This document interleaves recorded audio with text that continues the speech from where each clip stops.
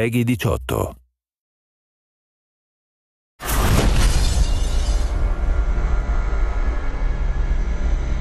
The thing we really wanted to do was give the player decisions to make, give the player choices and have some consequences to those choices. And some have lightweight or subtle consequences, and some are purely aesthetic.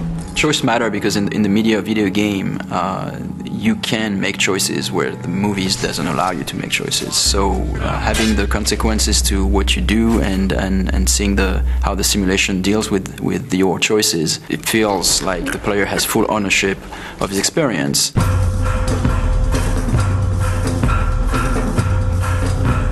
My goal is that everything that the player wants to do, he should be able to do it.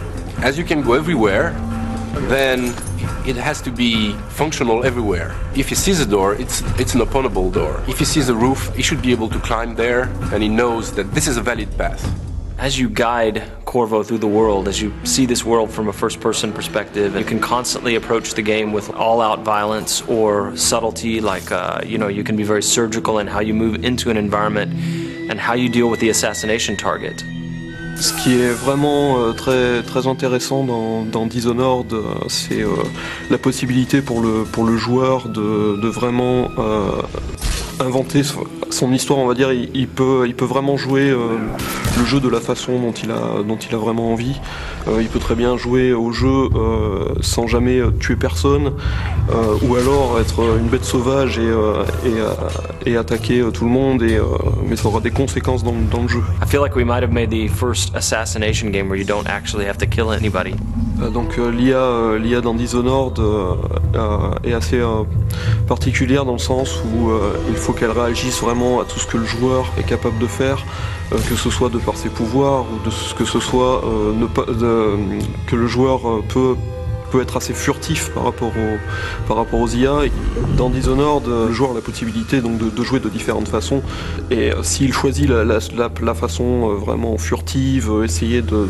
There's really no reason for you to listen to me. If you ever need steady work, you come see me. Il peut écouter ce que l'IA va dire. Il peut écouter les conversations, il peut obtenir il peut avoir quelques indices en fait sur ce qui se passe, sur comment arriver à résoudre sa mission. Oui, donc le joueur va pouvoir utiliser des combinaisons de pouvoirs assez variées. Par exemple, donc il va pouvoir arrêter le temps, commencer à utiliser l'arbalète pour tirer sur les différents ennemis. Les flèches vont prendre le cours normal du temps, tous les ennemis dans la pièce vont mourir. Il peut utiliser ça de façon... il peut utiliser des combinaisons complètement incroyables, et je pense que on va être assez étonné de ce que les joueurs vont être capables de faire. So when people play Dishonored, and once in a while they figure out something that just feels utterly creative to them and that they wouldn't have expected to be able to do in the game, that is a magic moment for us. That's what we live for. I watched a guy the other day do something I'd never seen in Dishonored before.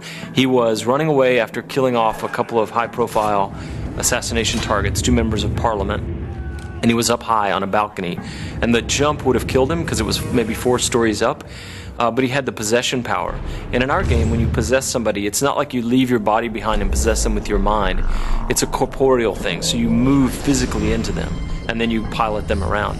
And so he jumped off of this balcony 4 stories up and plummeted to the ground, and I thought he was going to die. He was on the pavement next to the river, but he was angling for this guard that was walking a patrol down there, and as he got close to the guard, he activated the possession power and moved into the guy, and it kills the inertia of the fall, and he lived and walked past the other guards who didn't know anything was wrong. And that is a moment you can't have in another game.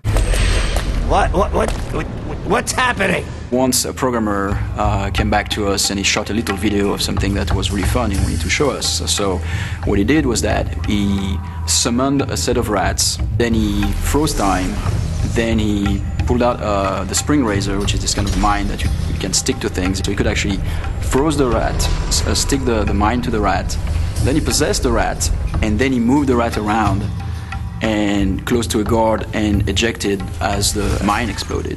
I think what is special to Dishonored is that the moment-to-moment emotion is great. In a shooter, for example, you know that shooting at a guy will kill you, and you have to take cover and progress, and well.